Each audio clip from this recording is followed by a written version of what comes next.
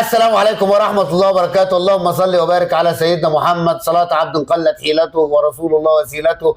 فرج عنا ما نحن فيه بسر بسم الله الرحمن الرحيم. أهلا بكم أحبائي وأعزائي عشاق الكرة مع محترم في فيديو جديد. النهاردة هنتكلم عن كأس عاصمة مصر ولقاء نادي الزمالك وبتروجيت. لكن قبل ما نتكلم عن المباراة بعد إذنك اعمل لايك وشير عشان الفيديو يوصل لأكبر عدد من المتابعين. النهارده شفنا 45 دقيقة بين الزمالك وبتروجيت كفيلة انها توقف النشاط الكروي في مصر بسبب التحكيم. شفنا 45 دقيقة ظلم فيها نادي بتروجيت ظلما بينا. لما يجي ناصر ماهر في الدقيقه 5 وكوره من بره منطقه الجزاء وخش ولعيب نادي بتروجيت مفيش اي احتكاك مفيش اي حاجه، والحكم ابو الوفا كان وافي لجماهير نادي الزمالك ومن تلقاء نفسه من اللحظه الاولى قال لك بلنتي. رجع الفار رجعه يقول له الكوره مش بلنتي، برضه مشي باللي في دماغه وحسب الكره بنالتي. لكن عداله السماء وعمر صلاح يتالق وصد ضربه الجزاء من ناصر ماهر. ايضا في الدقيقه 20 ضربه جزاء لنادي بتروجيت لا غبار عليها على مصطفى الزناري، فارد ايده في كوره مستحيل ما تتحسبش ضربه جزاء غير في مصر. ايضا ابو الوفا الفار رجعه ورجع قال الكوره ما فيهاش ضربه جزاء. ايضا برضه في الدقيقه 27 هدف صحيح لنادي بتروجيت ما الحكم ابو الوفا ما حسبوش. شفنا مباراه فيها لغط تحكيمي في الشوط الاول. نادي الزمالك النهارده بسيره ما بيتعلمش من اخطائه، بسيره لعب ب3-4-3. مش كل الفرق يا مستر بسيره تلعب بنفس طريقه التشكيل، في فرقه تختلف عن فرقه. سيد عيد النهارده وابنائه تفوق على نادي الزمالك، لعب بطريقه 4-3-3. سيد عيد النهارده كان معايا لعيبه شباب مؤثر فيهم، لعيبه بتاخد الكره الثانيه، لعيبه حماسيه، وصل ل9 بونت وتصدر المجموعه اللي فيها نادي الزمالك وقاب قوسين او ادنى من الصعود. نادي الزمالك يظل عند نقطه وحيده من بعد مباراتين.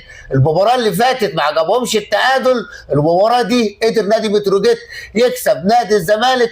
بالنسبه لمجريات المباراه الشوط الاول ما كانش فيه الا ضربتين الجزاء والهدف الصحيح لبتروجيت اللي ما اتحسبش. دخلنا في الشوط الثاني قمه الاثاره، قمه التشويق، قمه المتعه. يستطيع لاعب نادي بتروجيت يجيب هدف في الدقيقه 56. محمد توفيق بيجيب هدف عالمي. ماركة محمد صلاح خد الكرة بشماله حطها في الزاوية البعيدة. دفاع الزمالك أصبح دفاع هش. بنشوف دفاع الزمالك غلطاته بقت مؤثرة، لازم بسيره يراجع دفاع نادي الزمالك. بعدها ب 13 دقيقة استطاع ناصر ماهر يجيب هدف بهده ليتعادل لنادي الزمالك. قلبها ناصر ماهر لما بيجيب أهداف بهنده. بعد كده المباراه اصبحت سياد ما بين الفريقين. اضاع ناصر ماهر كره في العارضه، اضاع مصطفى شلبي انفراد، اضاع صد عمر صلاح كوره حلوه في الدقيقه 75 كانت ممكن تجيب الهدف الثاني لنادي الزمالك. الا ان رصاصه الرحمه بتيجي عن طريق احمد فاروق بيجيب الهدف الثاني لنادي بتروجيت ويصعد ببتروجيت للنقطه 9 ويعمل الحركه بتاعت رامي ربيعه يقول لهم انا اهو. قدر نادي بتروجيت النهارده يكسب في مباراه يستحق المكسب. سيد عيد وابنائه قدموا مباراه قويه. الزمالك لازم يراجع نفسه، الزمالك ما بيأديش المرجو منه. الزمالك على طول بينكد على جماهيره في الاوقات المهمه، دخلت عيد دخلت رمضان. الزمالك هيعمل ايه مع سيراميكا كليوباترا في نصف النهائي يوم 28؟ جماهير نادي الزمالك بدأت تقلق على نادي الزمالك. بصراحه احنا لحد دلوقتي مش شايفين اضافه بقدمها بسيره، رغم ان الزمالك بيلعب بدون الدوليين عشان الدوليين بيلعبوا في تصفيات كاس العالم.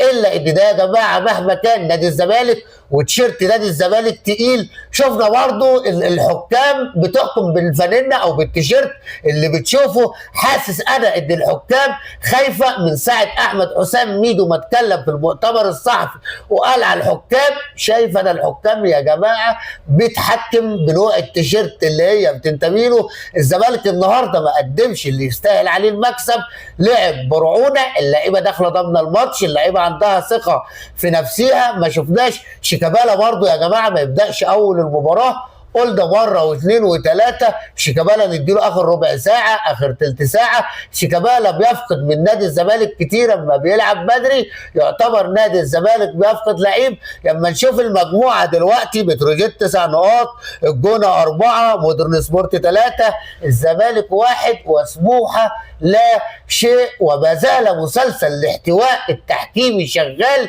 بالنسبه للزمالك وجماهير الزمالك. ما تجوش بعد كده تشكوا بالتحكيم وتقولوا التحكيم والتحكيم. الزمالك قدم مباراه ما كانتش في المستوى المعهود. الزمالك لازم يكسب المباراتين القادمتين علشان يصعد في كأس العاصمه. عايز اقول اخر حاجه برضو عايز اقولها من ناحيه نادي الزمالك. الزمالك ممكن يكون موضوع زيزو عامل رابطه في اوضه اللبس، ممكن يكون مؤثر على اداء اللعيبه. ان شاء الله نشوفكم في فيديوهات جديده في ماتشات جديده. شكرا لكم.